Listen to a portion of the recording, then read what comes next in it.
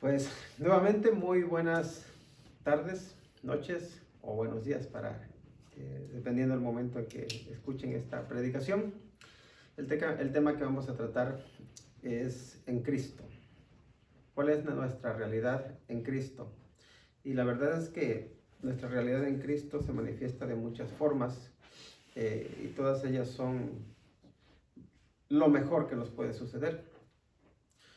Y bueno, vamos a leer en Efesios el capítulo 2 de los versículos 19 al 22.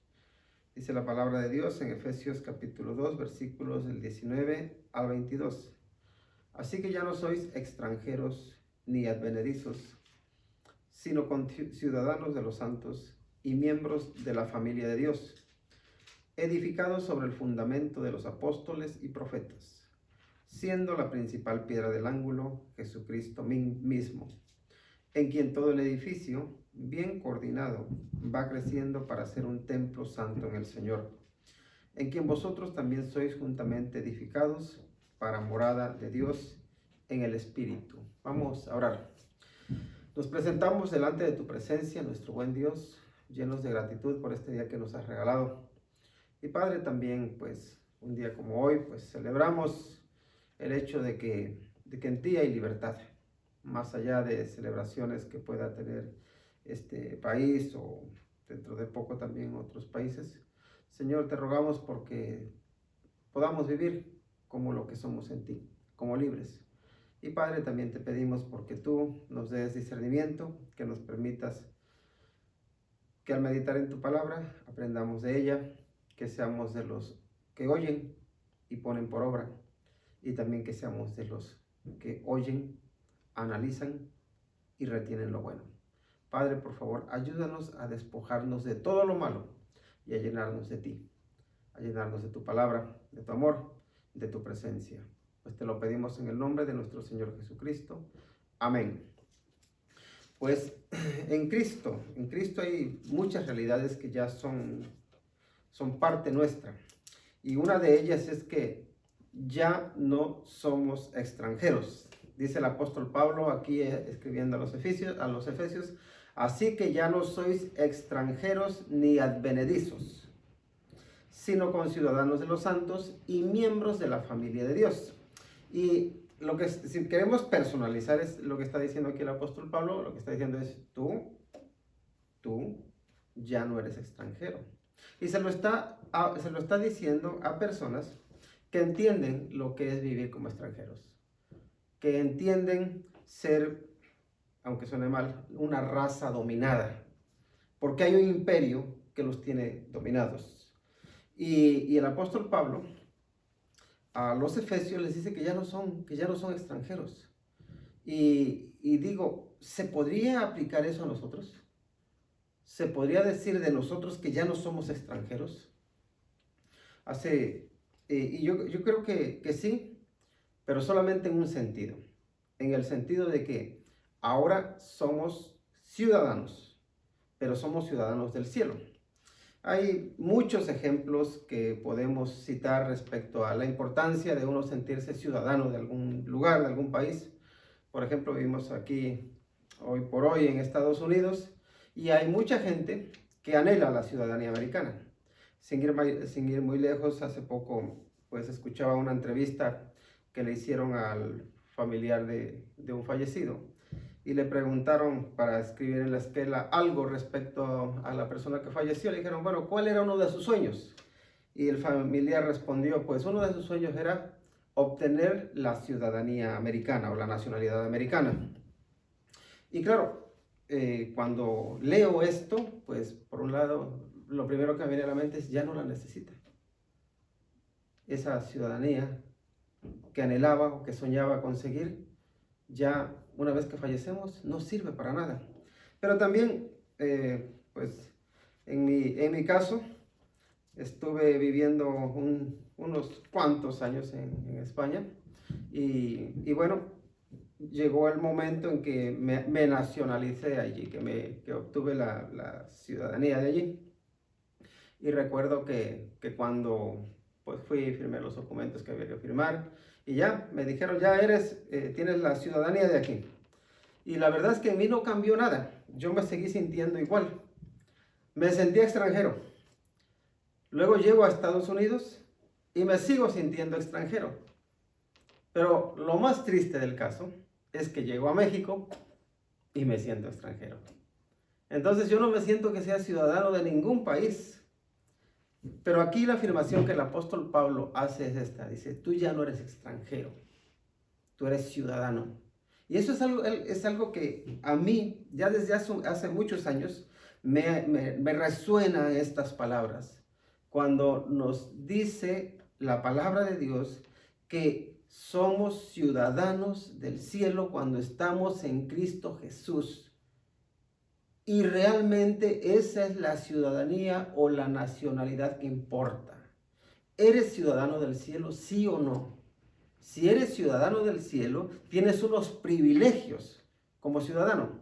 ¿Qué privilegios solía tener por ejemplo, un ciudadano romano? El apóstol Pablo sabía de eso, porque en una ocasión a él lo golpearon sin hacerle un juicio, y cuando ya lo iban a soltar, sin nada más, porque como que ahí te dejamos ir, dice, no, yo soy ciudadano romano.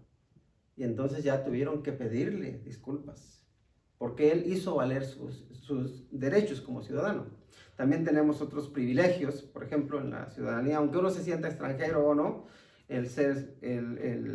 pues cuando tú estás en otro país, sabes que hay una embajada de tu país a la cual siempre puedes ir y pedirle ayuda.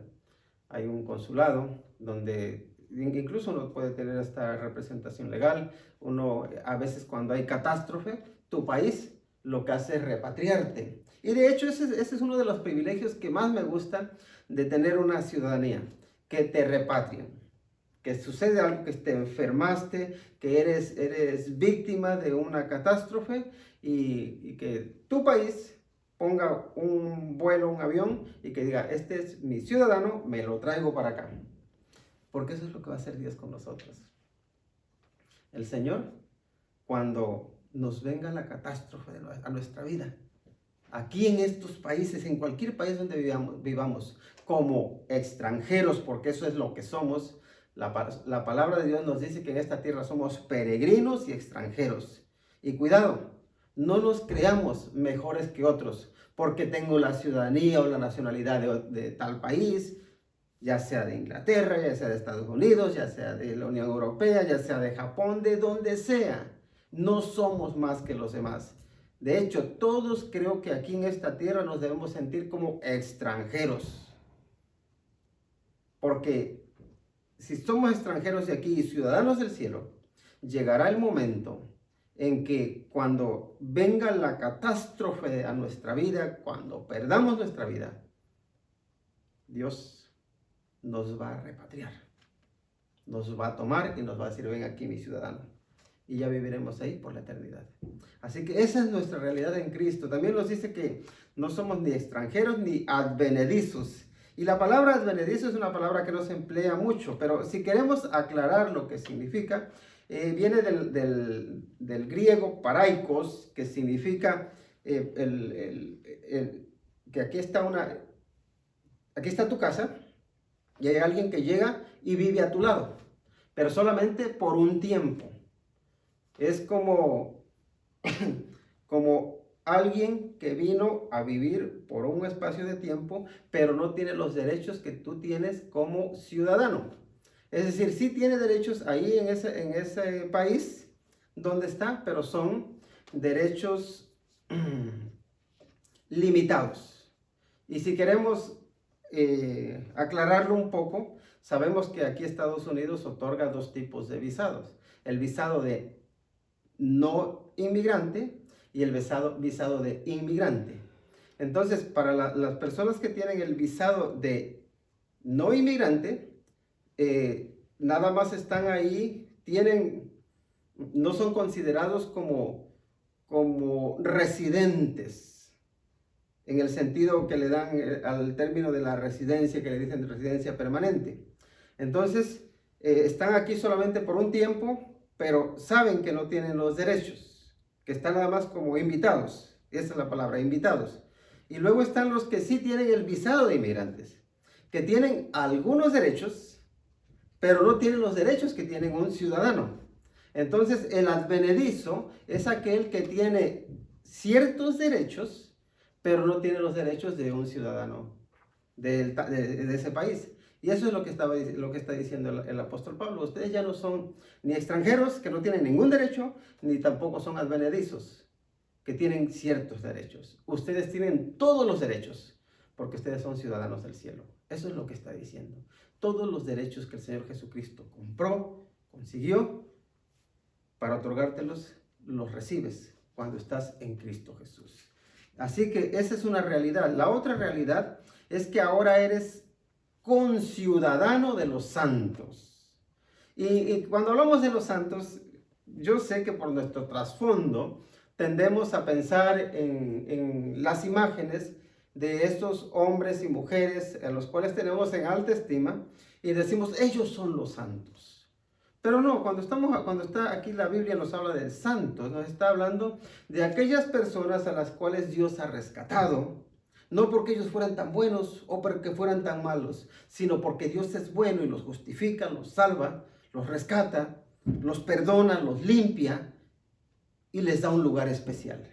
Entonces dice el apóstol Pablo, está diciendo, ustedes ahora son conciudadanos de todos aquellos hombres y mujeres que tienen un lugar especial en Dios y con Dios.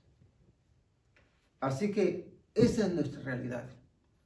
No eres extranjero o no tienes menos privilegios, menos derechos con relación a otros cristianos que tú quizá consideres como que son súper espirituales, que son muy especiales. No, el Señor nos hace igual de especiales a todos, porque no son mis méritos, sino los suyos, los que cuentan delante de Dios. Ahora, también nos dice que somos miembros de la familia de Dios. Ahí mismo, primero dice somos conciudadanos de los santos y luego dice que somos miembros de la familia de Dios. Y lo que esto significa es que tenemos una función que cumplir en la familia de Dios. Y cuando se habla de miembros, pues normalmente hablamos de lo que es el cuerpo, ¿verdad? Y en el cuerpo todo sirve. Sirven nuestras manos, nuestros ojos, nuestros pies. ¿Por qué? Porque Dios nos ha hecho un cuerpo formado por distintos miembros para que cada uno cumpla su función. Ahora, cuando nosotros somos miembros de una comunidad, cada miembro de la comunidad cumple su función. Cuando somos miembros de una iglesia, cada miembro debe cumplir con su función.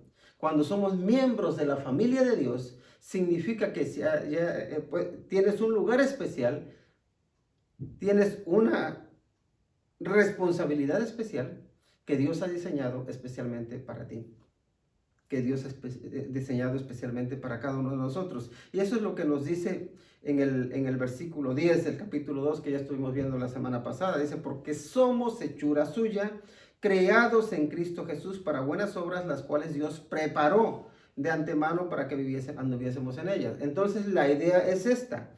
Nosotros, por ser miembros de ese cuerpo, de esa familia, Dios tiene algo especial que quiere que nosotros desempeñemos, que quiere que nosotros realicemos. Y de hecho, nosotros adherirnos, alinearnos con el propósito que Dios tiene para nuestra vida, es lo que nos da paz, es lo que nos da gozo, es lo que da sentido a nuestra vida. Así que somos miembros de la familia de Dios, lo cual quiere decir que eres importante en esa familia a la que perteneces. Pero hay otra cosa que también creo que es bueno recordar, y es el hecho de que no estamos solos.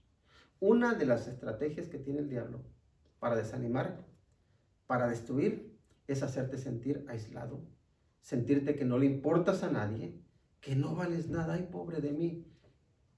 Y de hecho, cuando logra apartar a alguien, entonces es cuando le puede hacer más daño. Y es un poco la imagen que tenemos de que nos dice el apóstol Pedro, de que el diablo Nuestro adversario, el diablo, anda como león rugiente buscando a quien devorar. ¿Y a quiénes atacan los leones normalmente cuando hay una manada de ovejas, por ejemplo? Siempre va buscando a la que se aparta. Y si somos miembros de la familia de Dios, somos parte de un núcleo, somos parte de un cuerpo, somos parte de un grupo de personas que Dios ha llamado con propósitos especiales, y a cada uno nos hace especial. No estamos solos. En Cristo Jesús siempre tenemos alguien que nos acompañe, pero que más que nada lo tenemos a Él como nuestro compañero. También, como en Cristo Jesús, nuestra vida tiene un fundamento sólido. ¿En qué descansa nuestra vida? ¿En qué descansan nuestros principios? ¿En qué descansan las decisiones que tomamos? Un cristiano que quiera honrar a Cristo tiene la palabra de Dios como algo muy importante en su vida. La Biblia la tiene como algo importante en su vida, porque de ahí se desprenden los principios con los cuales se va a regir.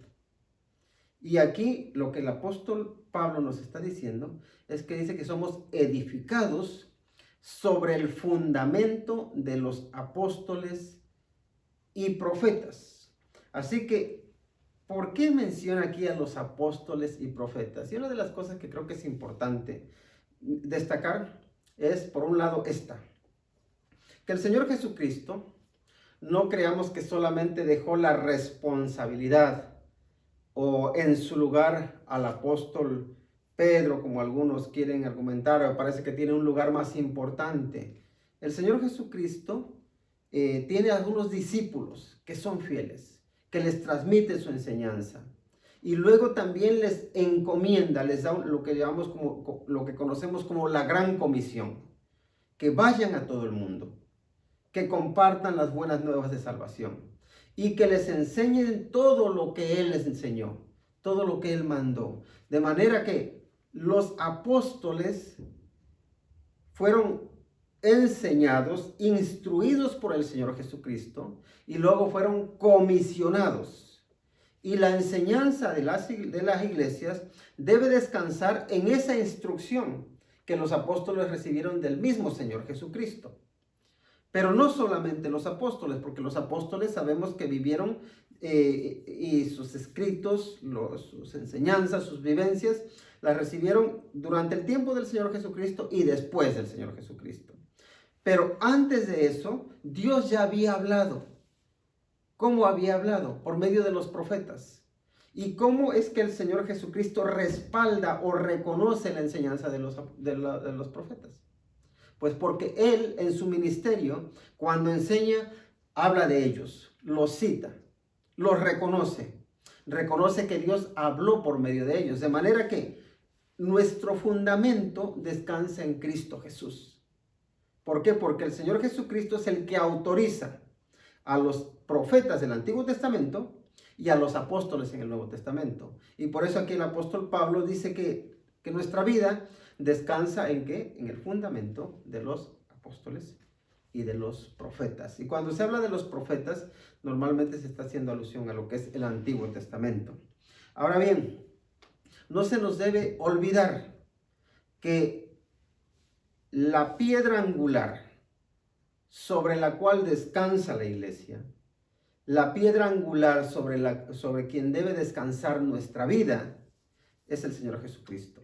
Y aquí nos dice el apóstol Pablo, dice, siendo la principal piedra del ángulo, Jesucristo mismo. Y yo sé que sobre esto hay mucho debate, ¿no? Porque muchos dicen, no, es que Pedro es la roca, Pedro es la piedra principal. Pero si vemos aquí al apóstol Pablo, ¿quién dice el apóstol Pablo que es la piedra angular, la piedra principal? Es el Señor Jesucristo, sobre quien descansa ahora sí todo el edificio, que es la iglesia, es sobre el Señor Jesucristo. No puede descansar sobre un hombre.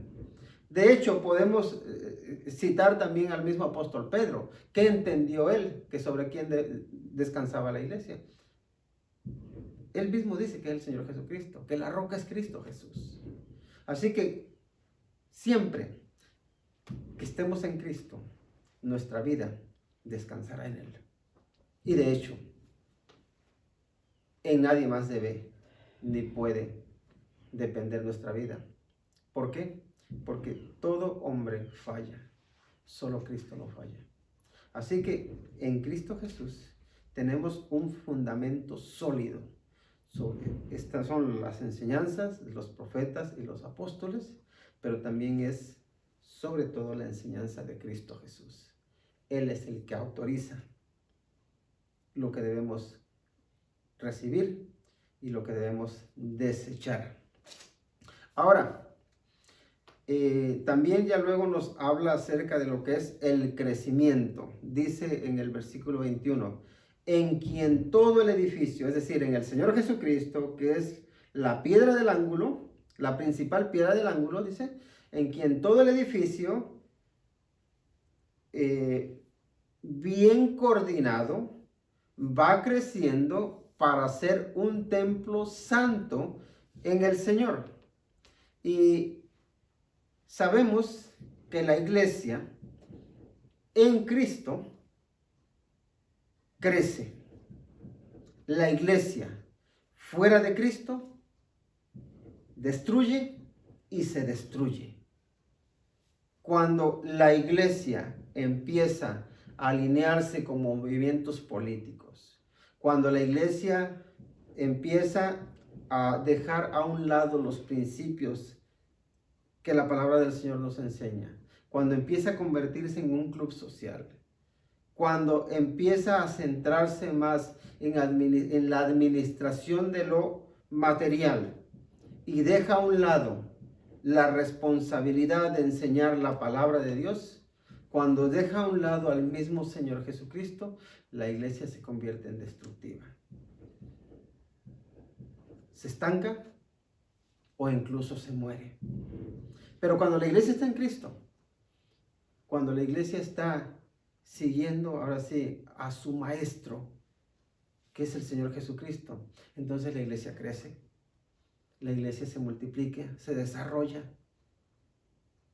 se santifica y podemos decir que el edificio crece porque está en Cristo. Y pensemos que la iglesia, que es ahora sí el templo de Dios, a gran escala puede ser representada en menor escala por lo que es nuestro cuerpo. Nuestro cuerpo también es una iglesia. La iglesia, ahora sí universal, está formada por muchos miembros. El templo, nuestro cuerpo es una iglesia que también está formada por muchos miembros.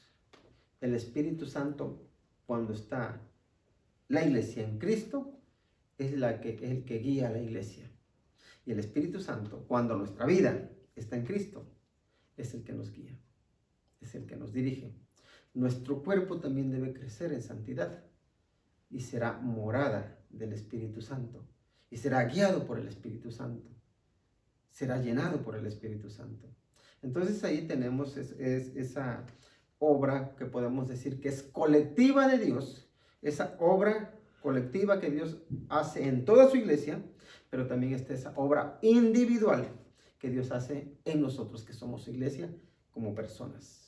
Porque ahí está la grandeza de Dios, que trata con grupos, pero trata de forma especial con el individuo, contigo y conmigo, porque Él quiere que crezcamos de forma coordinada, de forma ordenada y de forma constante.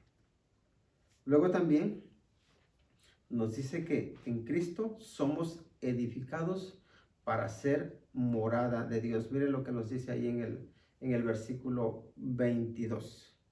En quien vosotros también sois juntamente edificados para morada de Dios en el Espíritu. Ser morada de Dios. Es curioso, ¿no? Todos nosotros queremos o anhelamos un lugar. De hecho, los niños, en su deseo de sentirse protegidos, de quererse sentir que ellos tienen su lugar. Vemos cómo les gusta mucho meterse debajo de la mesa. A veces se hacen su casita debajo de la mesa y ellos dicen, no, aquí está mi casa, este es mi lugar, ¿no? Y luego nosotros pues también nos gusta formar nuestro hogar y ahí decimos, este es mi hogar, esta es mi casa, yo moro aquí. Pero eso, ese deseo de tener un hogar, de vivir en un hogar, de pertenecer a un sitio, de sentirnos protegidos, de sentirnos que pertenecemos, eso Dios lo pone en nosotros. ¿Para qué? Porque en Él vivimos. Nosotros necesitamos venir a Dios, que Él sea el que nos arrope, el que nos proteja, el que esté ahí, que sea nuestra morada, por decirlo nuevamente. Ahora, ¿qué pasa? Que también Dios anhela tener una relación cercana con nosotros, que su presencia esté dentro de nosotros. Así que ese anhelo que tenemos de pertenencia, de estar protegidos, es algo que Dios pone en nosotros. Porque todos nosotros anhelamos tener un lugar, anhelamos sentir que pertenecemos a un lugar, a un país. Y haciendo un poco, recapitulando un poco lo que he dicho hasta el momento, todos los hombres, no importa el país de donde venga, tenemos un orgullo nacionalista y no nos gusta que menosprecien la tierra o el lugar de donde somos. ¿Por qué? Porque nos gusta que se valore el lugar de donde yo soy. Es que yo soy de este lugar, yo soy ciudadano de este país. Y siempre que escucho que se habla bien de mi país, aunque yo sepa que mi país tiene muchísimas cosas malas, pues como que me gusta, como que quiero continuar la conversación. Y digo, claro, es que yo soy ciudadano de ahí. Y todos tenemos ese gusto, esa alegría por saber que se hable bien de nuestra patria. Luego también se llegan puntos que son muy tristes, en los que, por ejemplo, recuerdo a un hombre, no voy a mencionar su país, pero hablaba con él, porque él estaba ya en otro país, y le digo, bueno, ¿tienes anhelos de regresar a tu país y poder, pues, reiniciar tu vida? Y me dijo con tristeza, dice, ese país, dice, en el que yo nací, no se merece que yo le críe un solo hijo. Dice, me han defraudado, me han lastimado, mi país me ha hundido, mi país me ha mandado a la miseria y por eso he tenido que abandonarlo y no quiero volver nunca en mi vida a ese país, dice, y mucho menos criarle un hijo a ese país. Y eso, que lo diga alguien de su propio país, es doloroso, porque llegó a sentirse tan dañado, tan dolido. Pero eso no es lo normal, o no debería ser lo normal. Lo normal es que uno valore ese país en el cual Dios le dio el privilegio de nacer. Puede ser pobre, puede ser rico, puede ser lo que sea, pero no lo elegimos. Dios nos puso ahí y nos puso ahí con un propósito. Por un lado, sí, para decirnos, bueno, pues tú tienes un lugar que puede reclamar por ti, un lugar en el que tú puedes vivir, un lugar donde tú tienes unos derechos. Pero eso no es nada más que como un indicio de lo que Dios quiere lograr en nosotros respecto a cómo debemos valorar la patria celestial. ¿Te sientes gozoso cuando oyes a personas que hablan del cielo, que hablan de lo precioso, de lo bello que debe ser estar allí? De personas que anhelan esa patria celestial.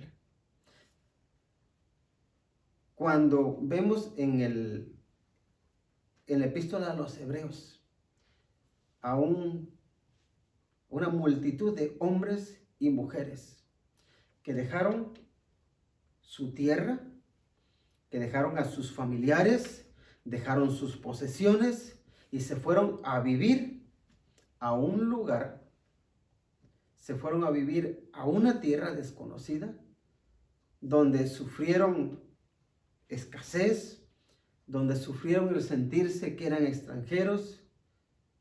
Luego también vemos a muchos que murieron, y todos ellos que dejaron todo su bienestar, se fueron siguiendo un llamado.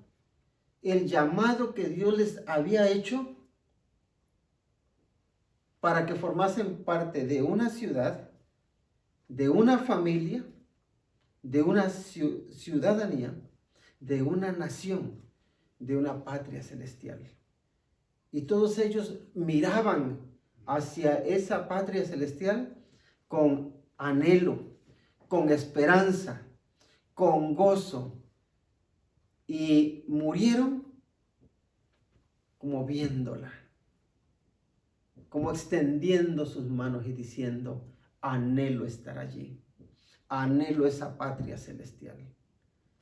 Dios tiene una patria celestial para cada uno de nosotros.